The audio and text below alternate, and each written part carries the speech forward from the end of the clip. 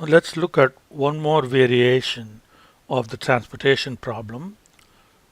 It's the same one like what we did previously, except that the demands have changed. Okay, so we have new demand. Okay, so now if we run solver, right, so we have, and for changing cells, so we have that, and first constraint, total shipped less than or equal to capacity, and then total received should be greater than or equal to, or you can even use equal to the demand.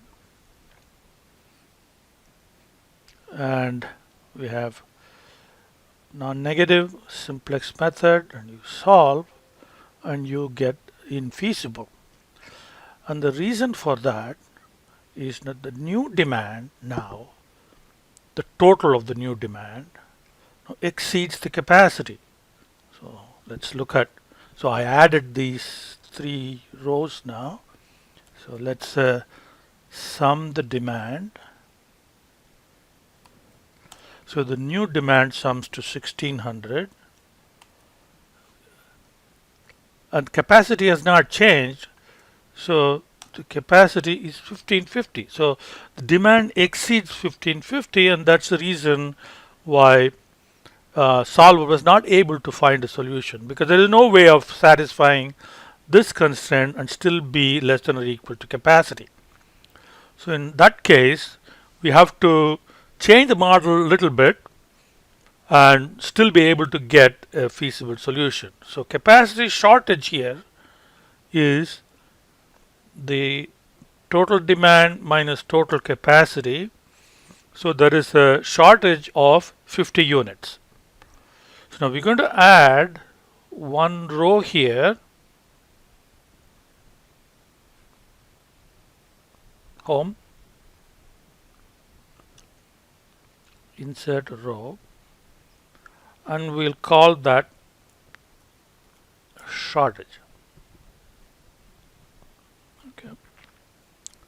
Now we set the shortage capacity equal to 50, the difference. Okay. Now we copy this, so that means this sum should be less than or equal to 50. So now if we use this as your total shipped or total capacity, and that will be equal to the total of the new demand. So solver will work. There is just one more thing we have to do before we get to solver, and that is update the total received formulas. So right now it's summing only the three plants, so we have to sum the shortage as well. So change that to 19. So now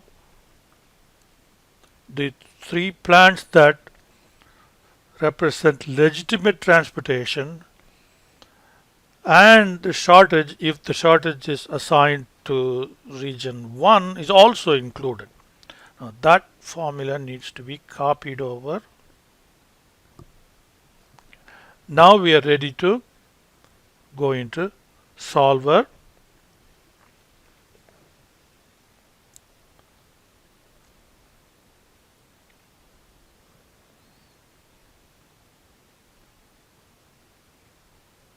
Okay, let's go ahead and reset everything and start over. So now the profit needs to be maximized. Now the changing cell should include the newly inserted shortage row as well. Then we add constraints. So now the total shipped will include the 3 plants as well as the shortage, okay, less than or equal to the 3 legitimate capacities and the shortage. Then you have the demand constraint. Okay, it can be greater than or equal to or equal to. Then that.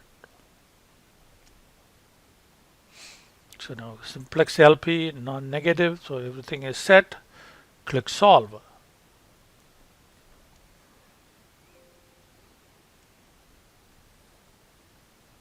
Okay, now we have a solution.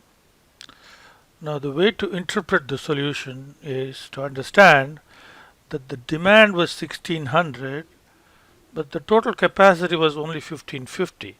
So of this 1600, only 1550 will be satisfied.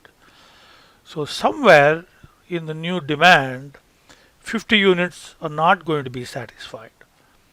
So that's what this shortage row indicates to us. So here is 50 units going to region 3 from shortage.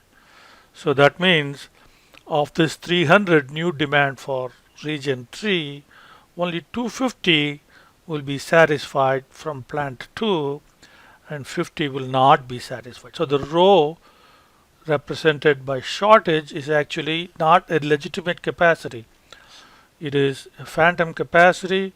So any shipment coming from that capacity really means that that particular transportation will not take place. So that amount of the demand will not be satisfied.